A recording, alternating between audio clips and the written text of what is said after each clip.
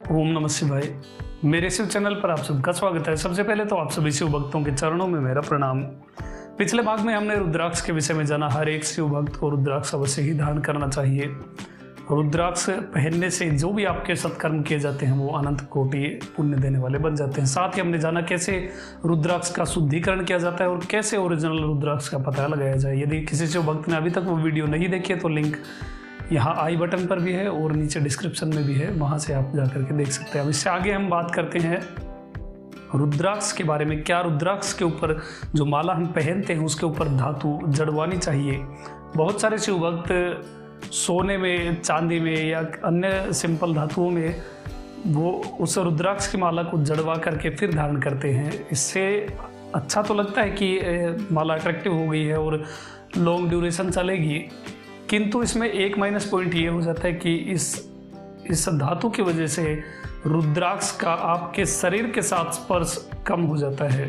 देखिए, महत्व तो डेकोरेशन का नहीं है, महत्व तो है रुद्राक्ष आपके शरीर से टच होना चाहिए, स्पर्श होना चाहिए, तभी आप उस पॉजिटिव एनर्जी को फील कर पाते हैं। इसलिए यदि आप कोई शिव भक्त उसे चांदी में या सोने में जड़वाना भी चाहते हैं तो उसे केवल नाम मात्र से ही जड़वाइए ताकि वो दाने सुरक्षित रहें, वो रुद्राक्ष के दाने सुरक्षित रहें। पूरा उसको कवर मत करवाइए, केवल नाम मात्र का ही, ताकि वो एक दूसरे से वो माला आपकी हमेशा के लिए सुरक्षित रहे। इसी हिसाब से पूरा या आधा भी उसको कवर बिल्कुल मत करवाइए, आप नाम मात्र का रुद्राक्ष को जड़वाइए ताकि ज़्यादा से ज़्यादा उसका स्पर्श आपके शरीर पर रह सके। देखिए, पहले भी बहुत सारी वीडियो में मैंने आपको ये बात बताई है कि रुद्राक्ष जीव मात्र का अधिकार है।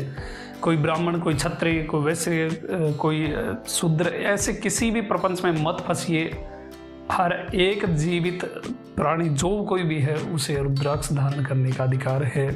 भगवान शिव स्वयं श्री राम को शिव गीता में बताते हैं, सर्वेण सर्वदा कार्यम भूमि रुद्राक्ष धारणम नित्यम शिवम शिवोक्तेन शिव भक्तिम भिप्सता।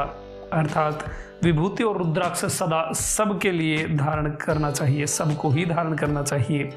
शिव भक्ति करने वाले योगी हो, शिव भक्ति करने वाला चाहे कोई योगी हो या कोई योगी ना हो, कोई गृहस्थ हो, चाहे कैसा भी व्यक्ति हो, सब रुद्राक्ष धारण करें। जिन्हें शिव भक्ति प्राप्त होने की इच्छा हो, जिन्हें शिव भक्ति प्राप्त करनी है वो रुद्राक्ष अवश्य ही धारण करें। रुद्राक्ष और भस्म या विभूति ये आपके ड्रेस कोड है कि आप शिव भक्त हैं। इसके अलावा अंतकाले तु रुद्राक्षान विभूतिम धार्येतु ये पापो घेरपि सपृष्टोराधम सर्वथा नो सर्पंती अंतम जन्म यम किंकिरा। अंतकाल में जो रुद्राक्ष और विभूति को धारण करता है उसे चाहे महापाप भी लगे हुए हों, चाहे बड़े से बड़े पाप किए हों, जो अंतकाल में रुद्राक्ष और भस्म धारण करता है, नरों में नीच हो, किसी भी प्रकार से यम के दूत उसे स्पर्श नहीं कर सकते। और इससे ज़्यादा और क्या चाहिए। और एक शिव भक्त के लिए ये कंपलसरी है कि वो रुद्राक्ष अवश्य ही धारण करें।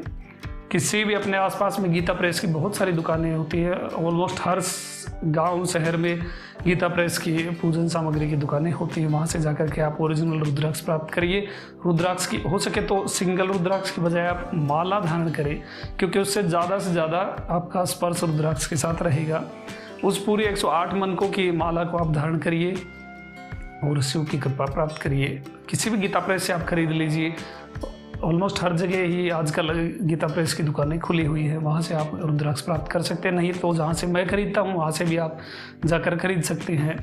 नंबर यहाँ स्क्रीन पर भी आपको दिख रहा होगा, डिस्क्रिप्शन में भी है। लेकिन हर एक शिव भक्त प्रयास करिए कि हर एक शिव भक्त रुद्राक्ष तो अवश्य ही धारण करे, और खास करके माला। अब बात करते हैं रुद्राक्ष के बारे में थोड़ा और। रुद्राक्ष केवल एक आध्यात्मिक नहीं है, ये एक टूल भी है। ये एक बहुत पहले के समय में ऋषि मुनि योगी ऐसे टूल को यूज़ करते थे।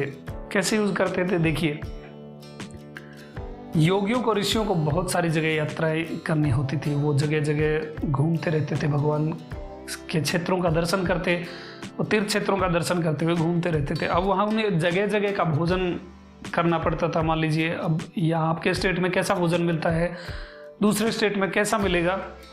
उस समय ऐसी कोई होटल वाली फैसिलिटी थी नहीं, और पानी भी नदियों का, झीलों का उनको पीना पड़ता था। उस समय वो इस रुद्राक्ष को यूज करते थे एज ए टूल। कैसे? वो जो रुद्राक्ष की माला धारण करते थे उसे उस पानी के ऊपर वो लटकाते थे, होवर करते थे। अगर पानी पीने लायक होता तो जो माला है वो क्लॉकवाइज घूमती। मान लीजिए जैसे घड़ी की सुई घूमती है, वैसे ही वो उसी दिशा में, उसी डायरेक्शन में वो रुद्राक्ष की माला घूमेगी, वो रुद्राक्ष घूमेगा। भोजन के ऊपर भी वो इसको होवर करते थे, लटकाते थे। अगर भोजन विषैला है, विष से युक्त है, जहरीला है या खाने लायक नहीं है, गंदा है, तो उसके ऊपर उसको लटका करके पता लगा लेते थे। अगर खाने लायक है तो रुद्राक्ष की माला क्लॉकवाइज घूमेगी, और नहीं खाने लायक है, विषैला है, तो वो एंटी क्लॉकवाइज घूमेगी। यानी जैसे घड़ी घूमती है वैसे अगर वो घूमी तो वो शुद्ध है, और उल्टा घूमी तो वो अशुद्ध है। इस प्रकार एज ए टूल ऋषि मुनि इस रुद्राक्ष को प्रयोग में लेते थे, जो बहुत ही एक मान लीजिए सटीक ऐसा उपाय था। पूरी प्रकृति में ऐसी ऐसी चीज़ें दी हुई हैं जो आप प्राकृतिक रूप से बिना किसी फ़ोन वगैरह या किसी भी इक्विपमेंट के आप उसे प्रयोग कर सकते हैं। मैंने पहले भी एक वीडियो में आपको प्रदोष काल देखने का बताया था। बिना मोबाइल के, बिना किसी कंपास या किसी भी पंचांग वगैरह के आप अपने हाथों से ही कितने देर में सूर्यास्त हो गए, ये टेक्निक आप उसमें स्वयं जांच करके पता कर सकते थे। वो वीडियो नहीं देखी तो लिंक यहाँ आई बटन पर है, वहाँ जाकर आप देख सकते हैं। ऐसे बहुत सारी टेक्निक्स हैं, बहुत सारी। इनमें से एक ये रुद्राक्ष की टेक्निक भी है कि कैसे पता करें भोजन या जो जल है वो विषैला तो नहीं है। ये एक बहुत सटीक उपाय है। और साथ ही मैं आगे कभी किसी वीडियो में बताऊंगा कि जप का जो विधान आएगा उसमें कैसे चेक करेंगे कि पॉजिटिव एनर्जी इकट्ठी हो रही है या फिर नेगेटिव एनर्जी। इसलिए जो आप रुद्राक्ष की माला धारण करेंगे वो केवल रुद्राक्ष की माला ही नहीं होगी, वो एक आपके लिए टूल भी होगा। उसे एज ए टूल आप इक्विपमेंट की तरह आप उसको यूज कर सकते हैं। साथ ही जो रुद्राक्ष की माला धारण करते हैं, जो हमेशा रुद्राक्ष पहनते हैं, उनसे ऊपरी बाधाएं भी दूर ही रहती हैं। उन्हें किसी भी प्रकार का अहित नहीं कर सकती और हमेशा पॉजिटिव एनर्जी उनके साथ बनी रहती है। अब बहुत सारी जगह ऐसी होती हैं कि आप ट्रैवलिंग कर रहे हैं, आप मान लीजिए आप किसी यात्रा पर निकल गए, वहाँ जा कर के होटल आपको प्राप्त हुआ, आपने रूम लिया, लेकिन वहाँ अनजान जगह है, दूसरी जगह है, तो बहुत सारे लोगों को इस समस्या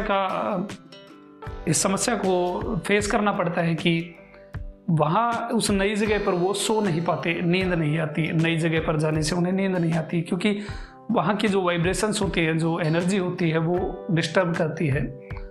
यदि कोई रुद्राक्ष धारण किए हुए है, वो रुद्राक्ष की माला पहने हुए है, तो वो इजीली कहीं पर भी जा करके सो सकता है। उसे हमेशा अपने अराउंड एक पॉजिटिव एनर्जी का ऑरा उसे मिलेगा। इसलिए रुद्राक्ष पहनने के बहुत सारे फायदे हैं। जो रुद्राक्ष, मान लीजिए आपने रुद्राक्ष पहना है और आप नहा रहे हैं, तो जो जल रुद्राक्ष से स्पर्श होकर आपके बॉडी से टच होते हुए नीचे जाएगा, वो भी आपका शुद्धिकरण करेगा।